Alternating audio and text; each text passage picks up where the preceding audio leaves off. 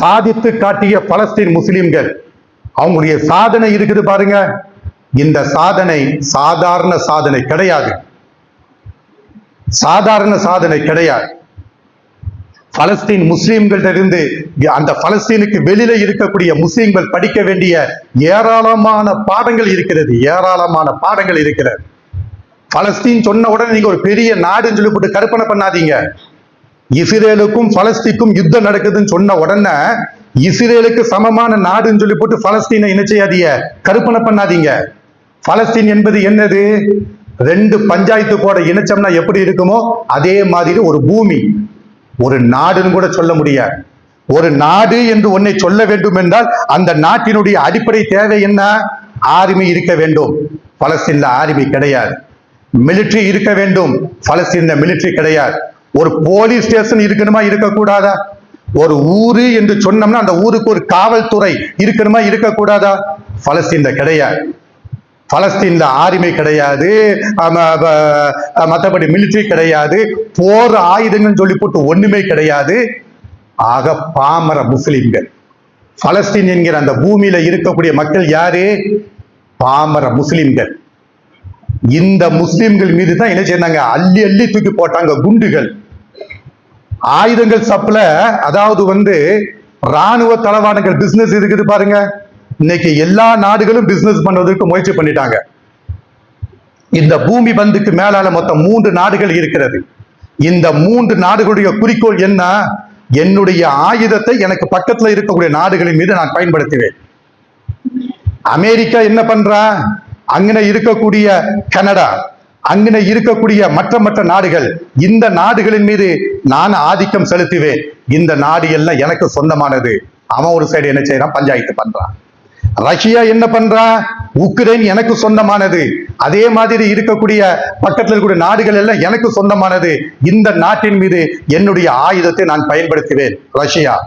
3வது யாரு? சைனா. அவன் என்ன பண்ணியா?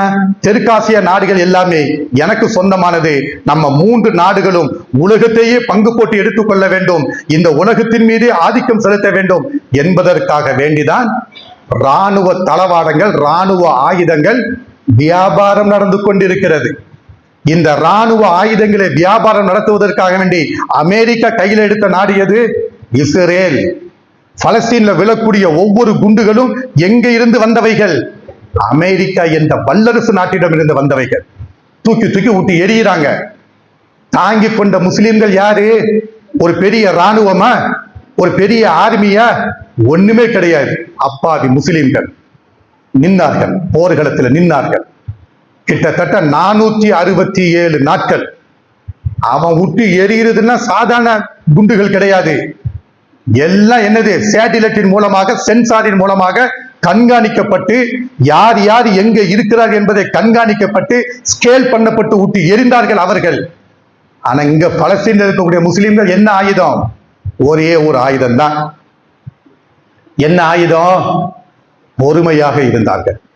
ஹஸ்புனல்லாஹு வ நிஅமல் வக்கீல் என்கிற அந்த ஒத்த ஆயுதத்தை மட்டும் என்ன செய்தார்கள்? பயன்படுத்தார்கள். யுத்த களத்தில் நிற்கும் பொழுது, எதிரிகளை நேருக்கு நேராக சந்திக்கிற பொழுது எப்படி நடந்து கொள்ள வேண்டும் என்கிற ஒரு மிகப்பெரிய பாடத்தை பலஸ்தீன் முஸ்லிம்கள் நமக்கு கற்று தந்திருக்கிறார்கள். யாருக்கு? இந்தியால இருக்கக்கூடிய இந்த நமக்கு பலஸ்தீன் முஸ்லிம்கள் கற்றுத்தந்தது என்னது? அதிகார வர்க்கம் உன்மீது ஆதிக்கம் செலுத்துகிற பொழுது, அதிகார வர்க்கம் உன்மீது யுத்த பிரகடனம் செய்கிற பொழுது, அதிகார வர்க்கம் உன்மீது ஆயுதத்தை பயன்படுத்தும் பொழுது ஒரு முஸ்லிம் எப்படி இருக்கணும்? பொறுமையாக இருக்க வேண்டும். பொறுமையாக இருந்து கொண்டு ஹிக்மத்தை கையாள வேண்டும். அல்லாஹ் ஒவ்வொரு முஸ்லிமுக்கும் மற்ற நபர்களுக்கு நுண்ணறிவை அல்லாஹ் கொடுத்திருக்கிறானோ கொடுக்கவில்லையோ, முஸ்லிம்களுக்கு நுண்ணறிவை அல்லாஹ் கொடுத்திருக்கிறான். ஏன்? அல்லாஹ்வை ஏற்றுக்கொண்டிருக்கிறோம். படைத்த ரப்புல் ஆலமீனை மனமாற நம்பிக்கை கொண்டிருக்கிறோம். படைத்த ரப்புல் ஆலமீனை ஏற்றுக்கொண்ட ஒரு முஸ்லிமை அல்லாஹ் கைவிடவே மாட்டான், கைவிடவே மாட்டான். இந்த நம்பிக்கை ஒரு முஸ்லிமுடைய உள்ளத்துல ஆழமாக பதிய வேண்டும். உதட்டளவுல பதியக்கூடாது, ஆழமாக பதிய வேண்டும். ஆழமாக பதிச்சுன்னு வச்சுக்கிடுங்க. பலஸ்தீன் முஸ்லிமுடைய உள்ளத்துல ஆழமாக பதிந்தது. இஸ்ரேல், அமெரிக்கா, பிரிட்டன், பிரான்ஸ் போன்ற நாடுகள் எல்லாம் ஆயுத சப்ளை பண்ணி விட்டு எரிஞ்சுக்கிட்டு இருக்கிறாங்க. இவங்க உள்ளத்துல பதிஞ்சது என்னது? பொறுமை. ஹஸ்புனல்லாஹு வ நிஅமல் வக்கீல். திருமறை குர்ஆன்ல யுத்த களத்தில் நிற்கும் பொழுது போர் வீரர்கள் எப்படி பொறுமையாக இருக்க வேண்டும் என்பதை நாம படிச்சிருக்கிறோமா? படிக்கல. யுத்த களத்துல எதிரியை சந்திக்க போறோம். யுத்த களம் விட்டுருங்க, பஸ்ல என்ன செய்றீங்க, ஒய்ஃபு கூட போய்கிட்டு இருக்கிறீங்க, பிள்ளைங்க கூட போய்கிட்டு இருக்கிறீங்க. இஸ்லாத்துடைய எதிரி 2 பேரும் என்ன பண்றா, அந்த ஃபர்தாவை பார்த்த உடனே, அந்த தாடியை பார்த்த உடனே என்னடான்னு சொல்லி போட்டு நிக்கிறான். ஒரு முஸ்லிம் எதிர்கொள்ளணும். ஒரு முஸ்லிம் என்ன செய்யணும்? எதிர்கொள்ளணும். எதிர்கொள்ளணும். இந்த எதிர்கொள்ள வேண்டிய இந்த பண்பை திருமறை குர்ஆன் என்ன செய்கிறது?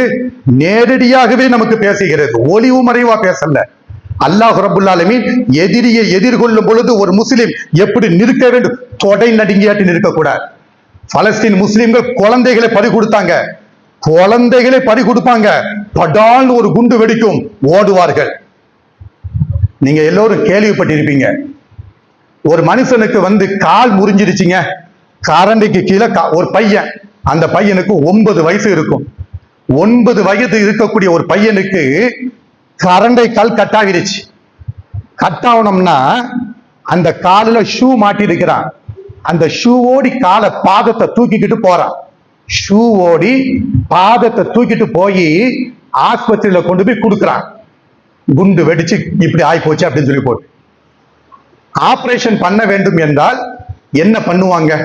மருத்துவத்துறையில ஆபரேஷன் தியேட்டர் அப்படி கிளீனாட்டு இருக்கும். ஆபரேஷன் தியேட்டர் எப்படி இருக்கும்? அவ்வளவு கிளீனாட்டு இருக்கும். பேஷண்ட்டுக்கு நாம இந்த பாதத்தை ஃபிட் பண்ண போறோம். அதற்குண்டான மயக்க இன்ஜெக்ஷன் போட வேண்டும். பேஷண்ட்டுக்கு இந்த ஆபரேஷன் 4 மணி நேரம் நடக்குதுன்னா 4.5 மணி நேரம் மயக்க நிலையில இருக்கக்கூடிய அந்த இன்ஜெக்ஷனை போட்டு மயக்க நிலையில வச்சு என்ன செய்வாங்க? அறுவை சிகிச்சை பண்ணுவாங்க. இது நமக்கு தெரிஞ்ச செய்தி. அந்த 7 வயது சிறுவன் ஷூ இருக்கக்கூடிய அந்த பாதத்தை தூக்கிக்கிட்டு பலஸ்தீன்ல இருக்கக்கூடிய ஒரு மருத்துவமனைக்கு போறான். மருத்துவமனையில மயக்க இன்ஜெக்ஷன் கிடையாது, ஆபரேஷன் தியேட்டர் கிடையாது. வெட்ட வெளியில படுக்க போட்டு இந்த பாதத்தை கொண்டு காலில் ஃபிட் பண்றாங்க. எப்படி ஃபிட் பண்றாங்க? ஊசியை போட்டு அப்படி தைக்கிறாங்க. சுபஹானல்லாஹ். ஊசியை போட்டு தச்சோம்னா அந்த ஷூ இருக்குது பாருங்க, அந்த ஷூவோடு சேர்த்து வச்சு தச்சு போட்டாங்க. தச்சு போட்டோம்னா அந்த ஷூவை வச்சுக்கிட்டு பையன் ஓடுறான். எப்படி இருக்கும்?